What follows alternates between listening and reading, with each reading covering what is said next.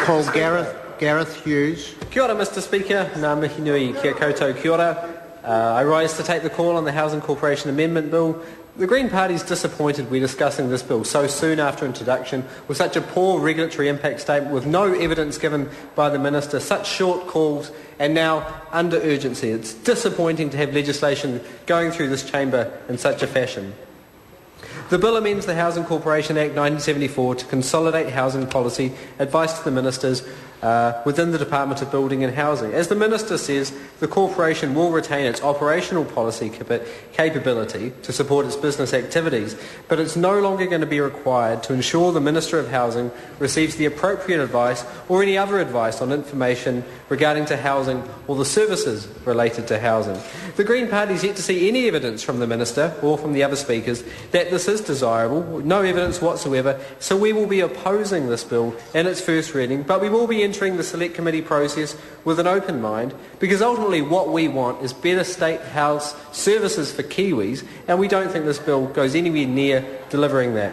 The Green Party believes this bill is a diversion away from the key issue facing New Zealand, the dire shortage of housing and the government's dismal failure to build more state houses on their watch. The government seems intent to divest its responsibility as a housing provider, and this bill, in that context, furthers that by limiting the Housing Corporation's policy advisory role.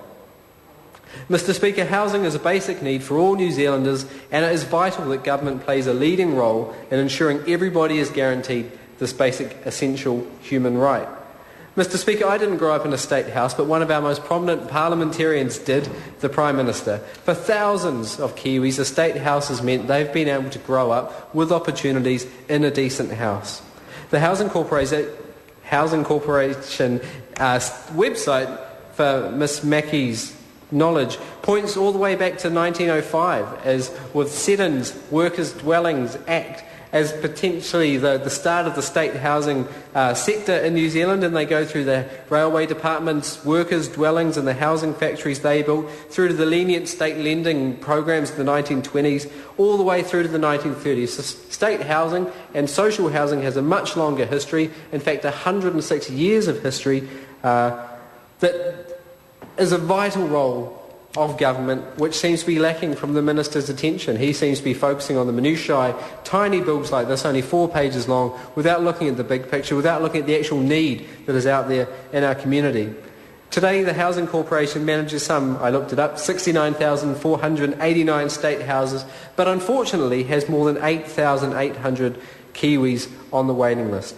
I think this is an indictment on the government's role as the state housing provider to have so many Kiwis on that waiting list. When there's so much need, when there's builders out there that are dying for work, that are looking for work, we have so many people on the state house waiting list. Mr Speaker, I've been touring the country looking at some of our coldest, dampest, worst rental properties in my bid to promote my energy efficiency and conservation Warm Healthy Rentals Amendment Bill. And what I've discovered, Mr Speaker, is talking to the different sector groups, is that we've got 1 million substandard homes in New Zealand that every day is seeing 50 people in hospital as a result of their substandard housing at $3,000 a night, and more than 780 people who aren't at school, who aren't at work as a result of their poor housing standards. The economic benefits are significant, and I acknowledge our ability to work with the government through a memorandum of understanding to deliver, as I understand it, more than 90,000 warm healthy retrofits, because for every $1 we're investing as a nation, we're seeing $2 in economic benefits, and research from the New Zealand Business Council for Sustainable Development shows those productivity improvements of insulating and retrofitting our houses are on the order of potentially 17 million for productivity improvements, 54 million from health savings, and smaller energy bills at an amazing $425 million if we looked after those 1 million substandard homes. So those 69,000 state houses the state manages makes it the nation's biggest landlord. The state plays an important role in making sure housing affordability and standards don't slip precariously, as may happen if we leave it just up to the market with no state provision. And the fundamental issue facing us in 2011 is there's widespread housing deprivation, and this government just simply isn't investing enough of its money in state housing or the housing sector. Mr. Speaker, I want to look at just a couple of parts of the bill, or I guess there's not much to it, so it will be brief. Firstly, we look to the evidence in the Select Committee that the streamlining of housing policy advice into one ministry will actually achieve better outcomes, because we haven't seen that evidence to date. It's just been chucked on the table. The bill states the corporation will no longer be expected to undertake research and monitoring activities for the purpose of advising the Minister of Housing on housing services related to housing. I acknowledge the argument and the concern from the community housing sector, the argument that it's good to have policy advice separate from the functions that are delivered bureaucratically. If one agency provides both, the policy advice could be seen to be self-serving to the bureaucracy of the agency rather than directed to the people who the agency is meant to be delivering to. However, this bill could also be seen as simply an excuse to reduce that capacity for good policy advice on state housing. And I'm concerned for the Minister, because the risk is that the Minister will potentially be worse off and receive less diverse or better advice from which to make his decisions. The Housing Corporation is currently the primary provider of policy advice, and whilst the bill makes provision for the transfer of staff to the Department of Building and Housing, I can't find, and the library can't find, the actual number of staff in the policy advice section, which is currently not available. I understand the policy advice section sits within the Governance and Assurance Business Group. The Parliamentary Library contacted them directly on my behalf and was told the numbers would not be released because the Minister has directed them not to. As a result of the transfer of duties, they're in the process of consultation with the affected staff and will not release that information until the final numbers of staff is known. I imagine there's some staff, or considerable nervousness amongst the staff at the moment, and I want to acknowledge that in the chamber tonight.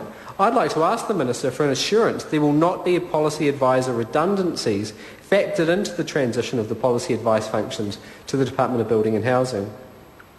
Secondly, Mr. Speaker, this bill is part of the national government ideological trend to simply merge departments, much like the legislative takeover of the National Library and Archives New Zealand by the Department of Internal Affairs, or the Ministry of Fisheries being taken into the Ministry of Agriculture and Forestry, for no good reason. It seems an ideological slogan that's shouted out by the government benches of efficiencies, streamlining. I heard a few more slogans in the Minister's speech, and no doubt Labour is going to demerge them in an ongoing cycle that we've seen over the last couple of decades.